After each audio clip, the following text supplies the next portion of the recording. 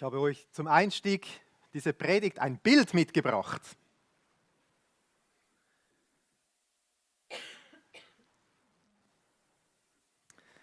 Schaut euch dieses Bild mal an. Vielleicht heißt dieses Mädchen hier Amelia, hat ihren Vater nie gekannt, ist mit ihrer Mutter aufgewachsen, die ersten Jahre in einer kleinen Lehmhütte irgendwo in den Favelas einer großen Stadt. Die Mutter war immer sehr viel am Arbeiten, ist losgezogen, 12 Stunden, 14 Stunden, manchmal mehr. Und an einem Tag ist sie einfach nicht mehr nach Hause gekommen. Der Nachbar hat manchmal ein paar Stücken Brot gebracht, ein bisschen Reis, aber plötzlich ist die Gang vom Quartier gekommen, hat diesen kleinen Lehmraum in Beschlag genommen und Amelia landete auf der Straße, übernachtet irgendwo auf einem Türeingang, sucht sich Essen den Tag lang, kein Mensch beachtet sie, niemand liebt sie. Jetzt eine Frage an euch. Es ist eine fiktive Geschichte. Ich habe dieses Foto gefunden, es ist namenlos. Ich habe nicht herausgefunden, wer das ist, wo das ist, mit welcher Kamera es aufgenommen wurde. Das habe ich herausgefunden.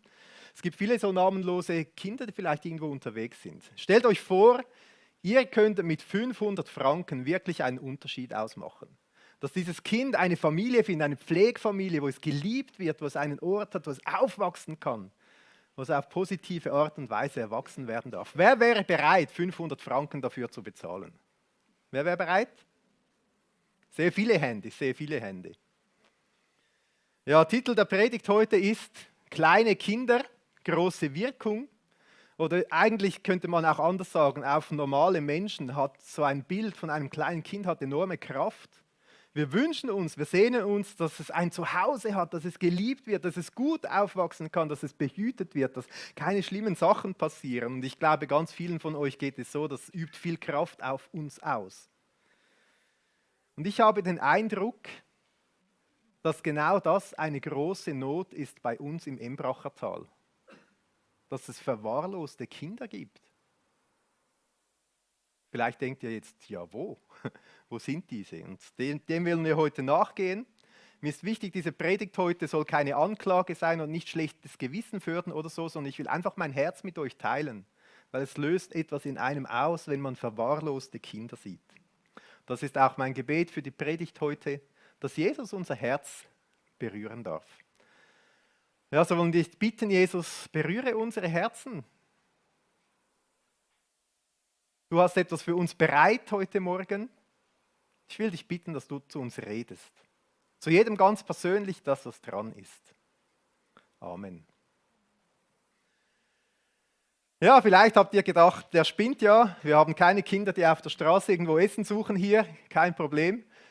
Es geht natürlich um etwas anderes. Es geht darum, dass die Bibel davon schreibt, wenn ein Mensch zu Jesus findet, Jesus ins Leben einlädt, beginnt ein neues Leben. Es wird beschrieben wie eine neue Geburt. Und in dem Moment ist man ein geistliches Baby. Und wie man in der realen Welt auf die Welt kommt als kleines Baby, dann ist man ein Kind, ein Kleinkind, ein Teenager und irgendwann wird man erwachsen, beschreibt die Bibel den Glauben von den Menschen genauso. Und man kommt auf die Welt als kleines Glaubensbaby. Vielleicht ist man ja schon erwachsen in der Welt, oder? Aber man beginnt neu zu glauben, ist ein Glaubensbaby, wird ein Kind, ein Teenager, wird immer erwachsener, hat diese Wachstumsphasen und irgendwann ist man erwachsen. Und es ist so ein Wachstumsprozess, den die Bibel auch beschreibt und den man sich so richtig gut vorstellen kann, wie das im richtigen Leben läuft, vom kleinen Kind bis zum Erwachsenen. Eigentlich ein Weg, der läuft von Abhängigkeit, man ist abhängig von einer Mami, einem Papi, man braucht den Schutz, bis hin zur Selbstständigkeit. Ein Weg, ein Wachstumsprozess von Unreife. Man weiß noch nicht so genau, was wirklich gut ist und was schlecht. Hin zu einem verantwortungsvollen Leben, wo man selber gute und weise Entscheidungen fällen kann. Ein Weg vom behütet sein, behütet werden, beschützt sein, hin dazu, dass man selber gut für sich schauen kann. Oder man könnte auch sagen, ein Weg vom Basics lernen, die einfachsten Sachen, hin dazu. Nicht nur, dass man das dann alles weiß, sondern dass man selber fähig ist, einem anderen Kind, einem anderen Baby genau diese Sachen auch beizubringen. Und es ist ja spannend, ganz am Anfang gibt Gott den Menschen einen Auftrag. Wir lesen das im ersten Buch, fast im ersten Kapitel, als Gott den Menschen gemacht hat. Er hat gesagt, seid fruchtbar und vermehret euch. Und vielleicht können wir in die Welt schauen und sagen, ja gut, es gibt genug Menschen, das ist bereits erfüllt, dieser Auftrag. Und es ist tatsächlich auch so, dass nicht jeder Mensch kann diesen Auftrag erfüllen. Es können nicht alle Menschen können Kinder haben, irdische Kinder hier auf der Welt. Aber wenn wir davon reden, dass es auch ein geistliches Leben gibt, ein Glaubensleben, dann kann das jeder Christ kann geistliche Kinder haben. Und es geht noch weiter. Die Bibel fordert uns gerade dazu auf, das gehört zu unserem Auftrag, dass wir kommen. Vielleicht nehmen wir Jesus ins Leben auf, sind Babychrist, Kind, Teenager, werden erwachsen und werden selber wieder Mami und Papi von neuen Kindern. Ihr könnt dann im Livestream kurz diese Bibelstellen nachschlagen, zum Beispiel Johannes 20, 21, Matthäus 28, 19, 2. Korinther 5, 20, 1. Petrus 3, 15. Das ist eigentlich der Auftrag, den wir haben, geistliche Mamis und Papis zu sein. Und jetzt gehen wir heute in einen Text hinein. Der wurde vor 2000 Jahren geschrieben. Damals gab es tatsächlich einige Christen, die waren eigentlich schon eine Zeit lang im Glauben, sollten eigentlich wie erwachsen schon sein, aber haben sich irgendwie nicht so verhalten. Und es ist sogar noch ein bisschen schlimmer, wenn wir das lesen, haben wir den Eindruck, sie wollten nicht mal, sie wollten wie Babys behandelt werden, sie wollten wie Babys sein. Und stellt euch mal vor, ich hätte euch jetzt heute Morgen so begrüßt, also voll im Ernst. So, ja, guten Morgen miteinander, ihr herzigen Knufflibärlis.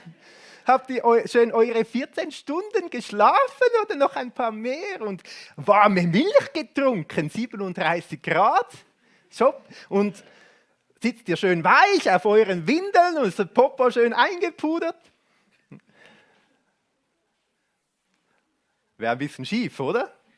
Und irgendwie diese Christen hier haben das genau so erwartet, dass man so mit ihnen umgeht. Und jetzt diesen Hebräerbrief haben wir in der Bibel, da schreibt jemand diesen Leuten, diesen Christen, er geht davon aus, dass die schon vieles wissen und er schwärmt richtig davon, was Jesus alles getan hat. Er schwärmt von Jesus, man spürt so, er will alles erzählen von Jesus und nicht nur einfach oberflächlich oder die Grundlagen, sondern er will richtig in die Tiefe gehen und diese verschiedenen Diamanten, die da sind, herauskitzeln, herausholen und richtig, man könnte sagen, Schwarzbrot liefern und die Größe und Tiefe des Evangeliums ausbreiten. Und am liebsten würde er ganz viel genau darüber schreiben. Aber dann gibt es ein Aber. Das ist der Text, den wir heute lesen. Er würde gerne darüber schreiben, aber. Also ihr könnt mitlesen, Hebräer Kapitel 5 ist das, ab Vers 11. Da heißt es, es gibt noch so vieles, das wir darüber gern sagen würden. Aber ihr seid so schlechte Zuhörer geworden, dass man euch dies alles nur schwer verständlich machen kann. Ihr seid nun schon so lange Christen und solltet eigentlich andere lehren. Stattdessen braucht ihr jemanden, der euch noch einmal die Grundlagen von Gottes Wort beibringt. Ihr seid wie Säuglinge, die nur Milch trinken, aber keine feste Nahrung essen können. Wahrscheinlich sind diese Leute, an die dieser Brief gerichtet ist, vor einigen Jahren Christen geworden, haben Jesus kennengelernt, wollten mit Jesus zusammen sein, ihr Leben mit ihm leben, haben verschiedene Grundlagen vom Glauben gelernt und wollten irgendwie wieder zurück, sind dort stehen geblieben. Der Schreiber sagt, eigentlich solltet ihr an dem Punkt sein, wo ihr das, was ihr gelernt habt, anderen weitergeben könntet, wo ihr erwachsen sein solltet im Glauben, erwachsen und eure eigenen Glaubenskinder prägen, mitnehmen könntet auf einen Weg. Aber ihr wollt nicht und man muss euch ja sogar nochmals das erklären, was ihr schon gehört habt. Etwas, was hier wirklich so schön rauskommt, ist eigentlich so eine Art Vision, die Gott für Christen bereit hat. Geistlich auf die Welt kommen, Wachsende, reif werden und bereit werden, wieder andere zu lehren. Geistliches Mami oder geistlicher Papi zu sein. Aber irgendwie wollen die ja nur Babymilch trinken und so weiter. Und so geht es dann weiter in diesem Text. Ein Mensch aber, der sich von Milch ernährt, ist im Leben noch nicht sehr weit fortgeschritten. und versteht nicht viel davon, was es heißt, das Richtige nach Gottes Wort zu tun. Feste Nahrung dagegen ist für die Menschen, die erwachsen und reif sind, die aufgrund ihrer Erfahrung gelernt haben, zwischen Gut und Böse zu unterscheiden. Also der Schreiber unterscheidet hier von Milch, von fester Nahrung, von Kindern im Glauben, von Erwachsenen im Glauben. Und wir wollen da einmal ein Stück hinschauen. Er spricht von Leuten, die frisch zum Glauben kommen, die wie zuerst einfach Milch brauchen. Und es hat so diese vielen Zusammenhänge, wie wir uns das vorstellen. Jeder von uns war mal ein Kind, oder? Und wenn wir zurückschauen, wie geht man mit Kindern um?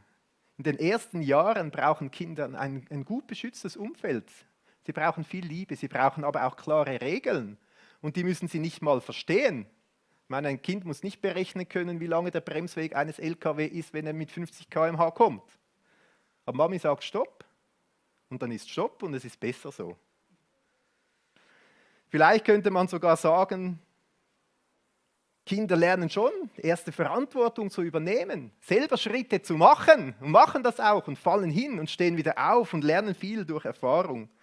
Eine gute Vision vielleicht für diese Altersphase könnte sein, Psalm 147, Vers 14, wo es heißt, er schafft Frieden in deinen Grenzen.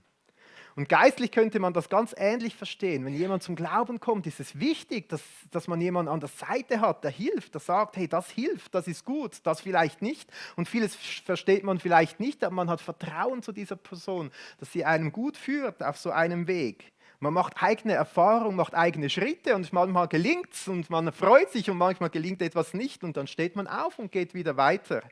Und deshalb schreibt der Schreiber hier auch, dass man dann aufgrund von Erfahrung gelernt hat. Man macht selber Erfahrungen, eine Erfahrung nach der anderen. Es ist ein Weg beschrieben. Erfahrung ist nicht einmal und es ist vorbei, sondern es ist ein Weg beschrieben, um zu wachsen. In kleinen Schritten immer weiter. Dann kommt die Teenie-Phase. Ist da auch im echten Leben eine spannende Phase, wo man könnte sagen, wo das ganze Gehirn umgebaut wird, wo alles mit den Hormonen kommt, wo vieles neu wird, wo vieles hinterfragt wird und neu erlebt wird, wo immer mehr Verantwortung selber kommt. Und ich weiß nicht, diejenigen, die Teenies haben, vielleicht an der Türschwelle sagt man, mach das und Teenie sagt, ja, ist gut, aber kaum ist die Tür zu, ist er selber unterwegs, macht er das, wovon sein eigenes Herz überzeugt ist. Das ist also eine Phase, wo man sagen könnte, es geht um eigene Herzensüberzeugungen. Es geht nicht mehr darum, einfach Grenzen zu setzen, um diesen laufen zu können, sondern die Werte dahinter. Wieso? Wieso ist das gut? Wieso? Wieso ist zum Beispiel, wenn alles, was ich mir auf dem Handy hereinziehen kann, was ehrt zum Beispiel Gott und was auch nicht? Zu überlegen, will ich überhaupt mit meinem Leben Gott ehren? Oder? Es geht um die eigene Herzenshaltung plötzlich, um eigene Werte. Und das könnte man auch im Glauben sagen, könnte so sein, dass es eine Teenie-Phase gibt, immer mehr Verantwortung, vielleicht vieles hinterfragen und es wird zu eigenen Glaubensüberzeugungen. Ich denke gerade, wenn wir davon sprechen, Mami zu sein im Glauben, Papi zu sein im Glauben, eine extrem spannende Zeit. Weil es geht nicht einfach darum, wie mach das ist richtig, falsch und so weiter, sondern es geht darum, wieso. Wieso lebe ich überhaupt so? Was ist mir wichtig? Was sind meine Prinzipien im Glauben? Was ist die Grundlage? Was sind meine Werte, diese weiterzugeben? Es kann auch selber recht herausfordernd sein. Ich finde das ein mega spannender Gedanke, auch über die Teenie-Zeit im Glauben nachzudenken. Ich gehe jetzt heute nicht weiter darauf ein, aber ich mache noch Werbung fürs Handout. Ich habe da drauf auch 2 andere Predigten verlinkt. Eine von unserer lieben Schwestergemeinde in München, von Tobi Teichen, wo er über die Teenie-Zeit im Glauben spricht. Und ich finde das hochspannend, also eine Empfehlung, da mal reinzuhören. Es geht dann aber weiter. Es kommt dann auch die Erwachsenenzeit. Oder noch etwas zur Teenie-Zeit. Ein Spruch, den ich gefunden habe, Sprüche 22, Vers 6. Vielleicht eine Vision für diese Zeit. Lehre dein Kind, den richtigen Weg zu wählen. Und wenn es älter ist, wird es auf diesem Weg bleiben. Ich finde es spannend an diesem Vers aus Sprüche 22,6 sollte noch stehen, wäre richtig. Sprüche 22. Spannend an diesem Vers, das Kind wählt selber den richtigen Weg. lernen Sie selber den richtigen Weg zu wählen. Das heißt, es geht um Herzensüberzeugungen. Wie wähle ich einen richtigen Weg, um auf diesem Weg zu bleiben? Ja, und später wird man ja dann hoffentlich erwachsen.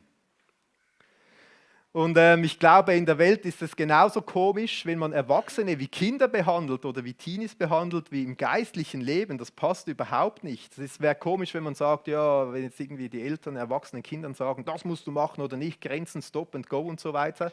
Das passt irgendwie nicht. Oder auch nicht, ja, du musst jetzt meine Werte übernehmen, meine Herzensüberzeugung übernehmen. Es ist dann einfach mehr, einfach ein Dasein. Ich bin da, meine Tür ist offen, du darfst jederzeit kommen. Aber du lebst jetzt selber verantwortlich und bist sogar vielleicht bereit, eigene Kinder nachzuziehen. Das wäre doch eine richtig coole Vision, oder? Für Erziehung, ich sage jetzt mal Glaubenserziehung auch. Ein Kind dahin zu begleiten, dass es fähig ist, selber neue Kinder wieder nachzunehmen. Das wäre doch eine coole Vision. Und dieser Text hier gibt 2 Merkmale, die eigentlich das Erwachsenensein auszeichnen, wo wir uns auch selber prüfen können, vielleicht, ja, wie sieht das bei mir aus?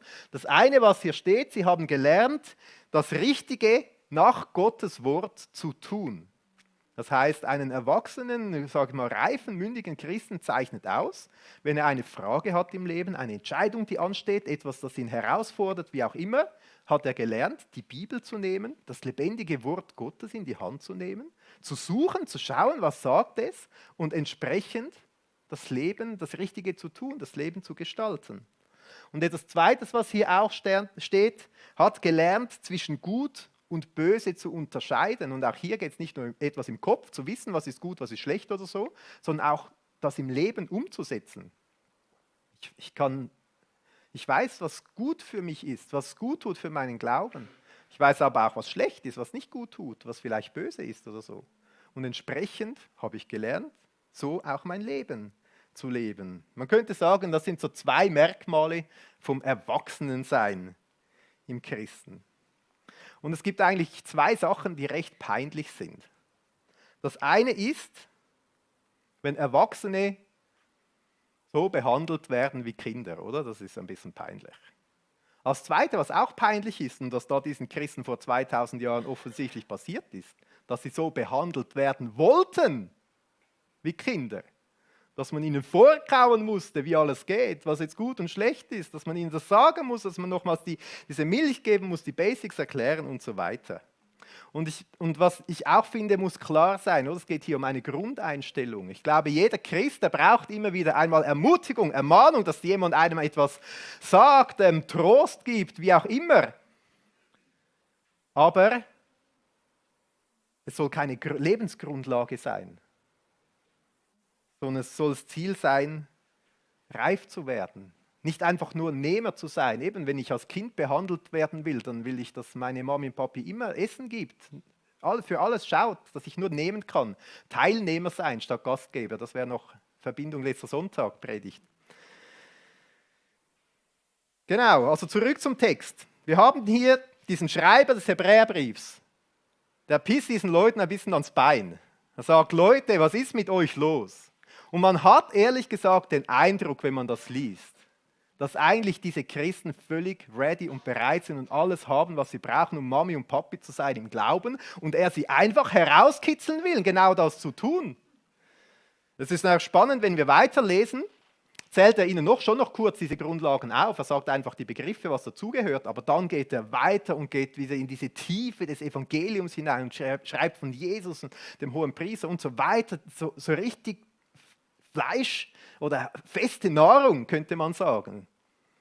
Also offensichtlich will er sie herauskitzeln und anstacheln. Und wahrscheinlich habe ich das Gefühl, wenn ich das lese, erwartet er die Reaktion, dass sie sagen, ja stimmt, eigentlich sind wir ein bisschen blöd, immer von diesem Milch und so weiter. Stimmt, wir haben ja alles, wir sind ja bereit, wir sind ready, wir können ja Vollgas geben. Wir können Mami und Papi sein.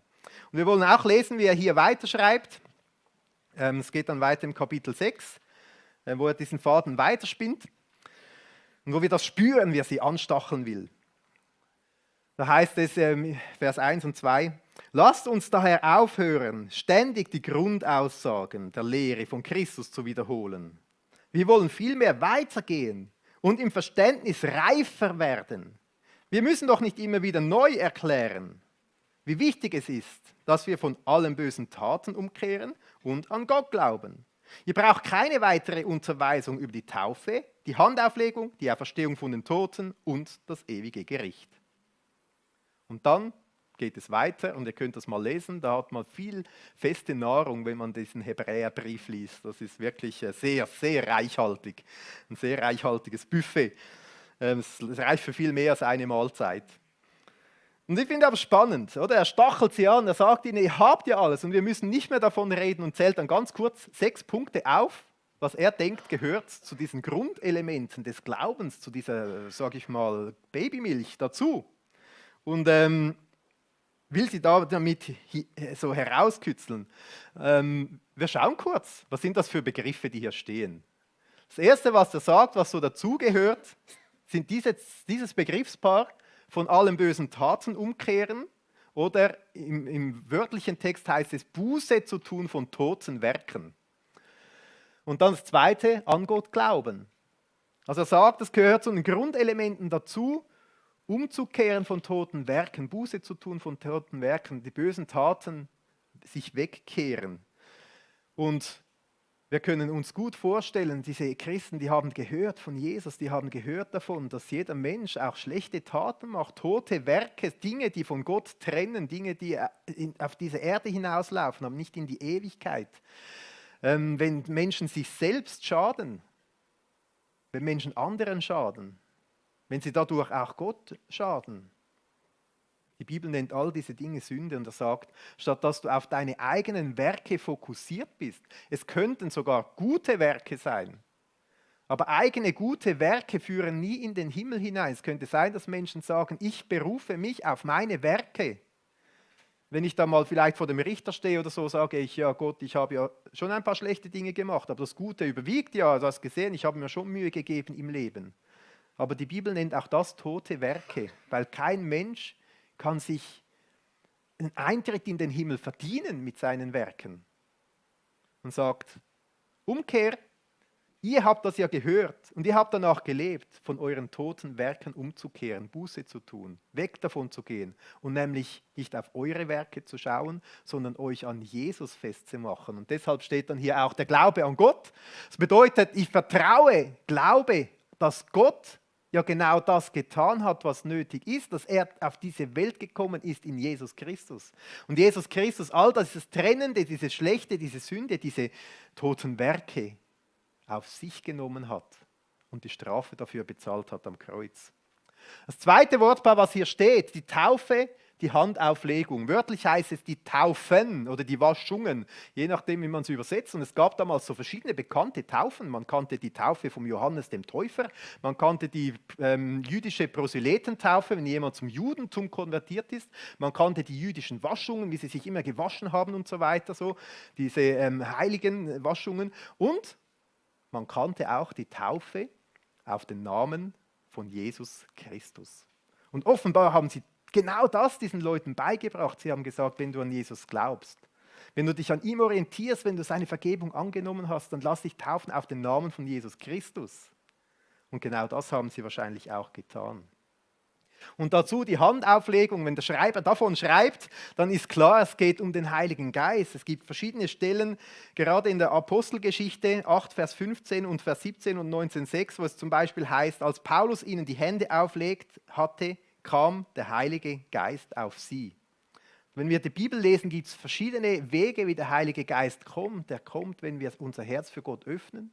Dann schenkt er uns seinen Heiligen Geist. Und wir dürfen aber auch darum bitten, dass er uns erfüllt mit Handauflegung. Also diese Leute wussten, für unser Leben als Christ sind wir nicht auf unsere eigene Kraft angewiesen, sondern wir haben das Geschenk des Heiligen Geistes, der Gottes Kraft in unser Leben, in unser zerbrechliches, manchmal auch ganz schwaches Leben hineinlegt. Von dem wussten sie Bescheid, das gehört zu den Grundlagen. Das dritte Paar, das er erwähnt, von der Auferstehung von dem Tod und vom ewigen Gericht. Und wenn man könnte sagen, die Auferstehung von den Toten, sie haben gesehen, ja, Jesus ist von den Toten auferstanden. Das heißt, es ist nicht nur ein Hirngespinst, sondern es gibt eine reale Hoffnung, dass mit dem Tod auf dieser Welt nicht alles zu Ende ist, dass es eine Auferstehung gibt. Und es könnte gut sein, dass das einigen Leuten auch Angst gemacht hat. Die haben gesagt, ja okay, aber wenn das wirklich so ist, dann ist vielleicht auch mit diesem Gericht ja etwas dran, dass wir unserem Schöpfer erscheinen müssen und dort Rechenschaft ablegen müssen für das, was wir gemacht haben im Leben, für die guten Dinge wie auch die schlechten Dinge. Einige Menschen haben vielleicht gedacht, es ist super, dann wird endlich mit all dieser Ungerechtigkeit auf dieser Welt aufgeräumt. Und ich finde das schon auch trostvoll, dass wir wissen dürfen, der Tod hat nicht das letzte Wort. Die Ungerechtigkeit in dieser Welt haben nicht das letzte Wort. Aber einige hatten vielleicht Angst und dachten, da müssen wir vor dem Weltrichter erscheinen, der alles weiß. Und umso besser haben sie gewusst, dass dieses Gericht, dass Jesus gekommen ist, um genau dieses Gericht für sie zu tragen. Dass diese Dinge, die da vorgebracht werden könnten, dass sie die alle Jesus abgeben dürfen. Und Jesus trägt diese Last und er nimmt den Schuldspruch auf sich. Und das Gerichtsurteil wird an Jesus vollzogen in dem Moment, wo er mit der Todesstrafe am Kreuz hängt. Jesus selber hat gesagt, und das haben diese Leute wahrscheinlich gelernt,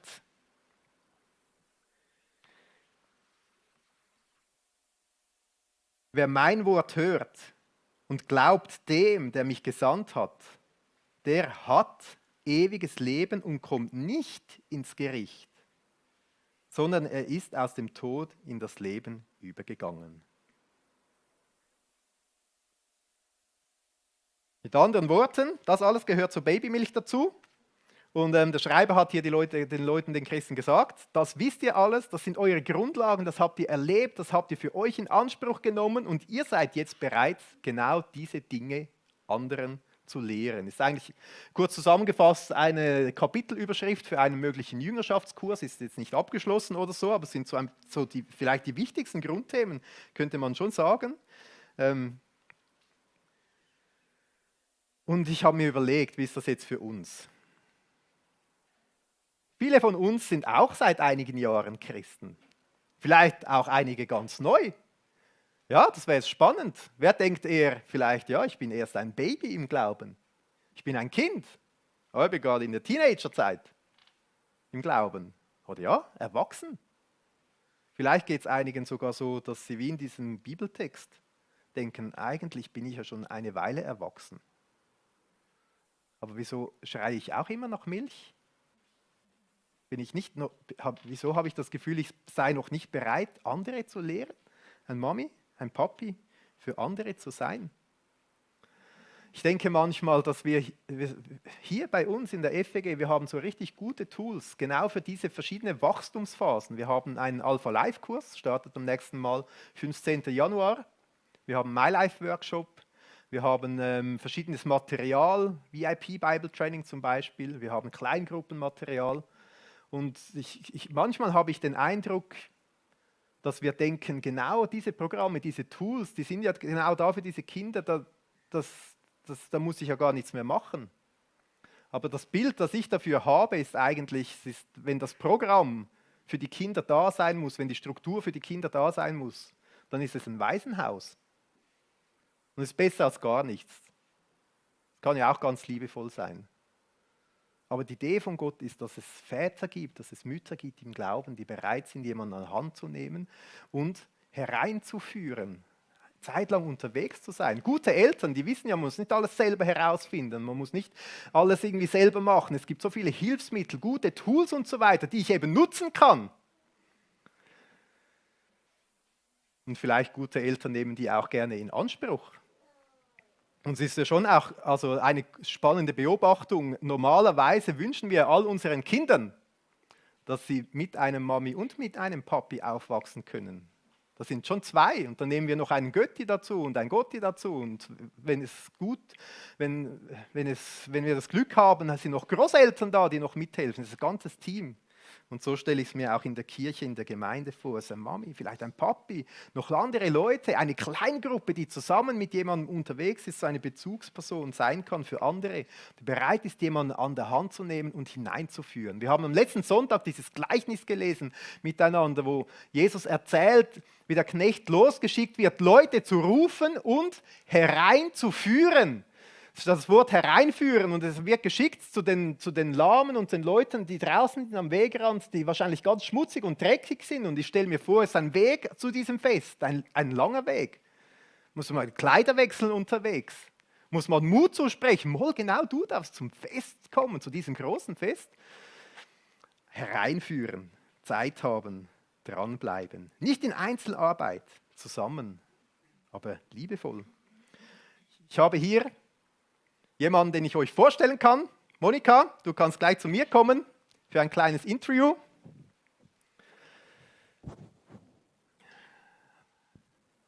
Danke vielmals, dass du dich da bereit erklärt hast, dazu zu kommen.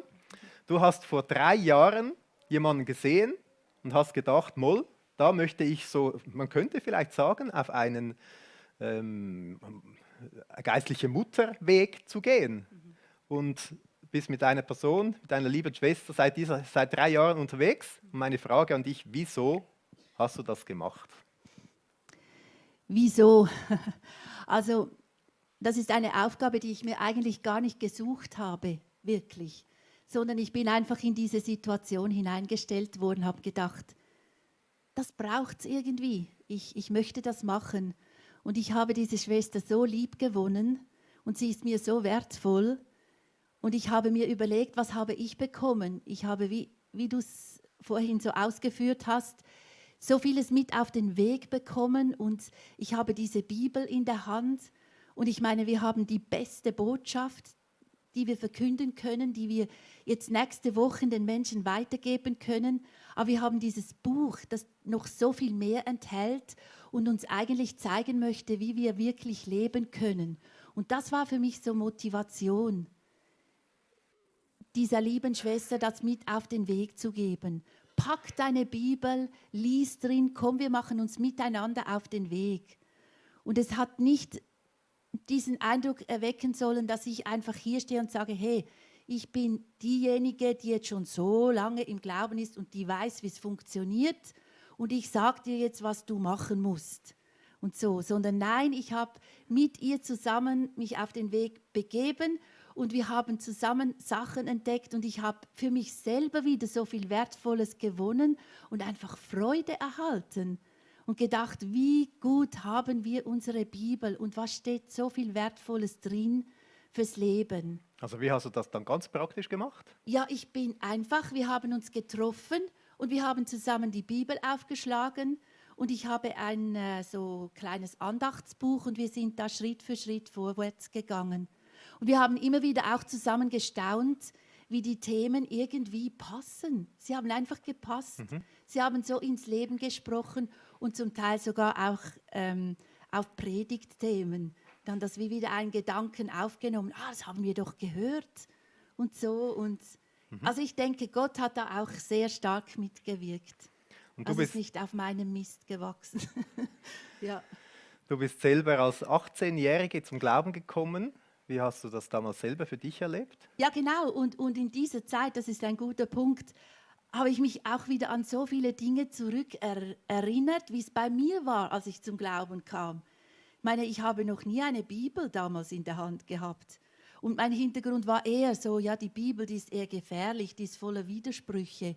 Und ja, und meine ersten Versuche, die waren sehr kläglich zum in der Bibel lesen. Ich habe sie wieder beiseite geschoben.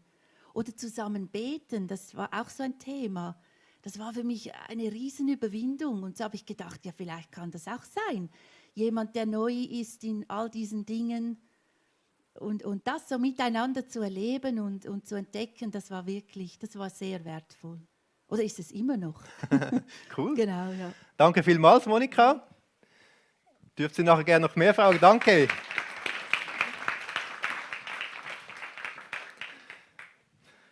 Das ist ein ganz kleiner praktischer Einblick, wie das funktionieren kann, wie das aussehen kann im Alltag. Ich möchte zum Schluss kommen. Ich weiß nicht, wo du stehst. Vielleicht stehst du vor der Geburt.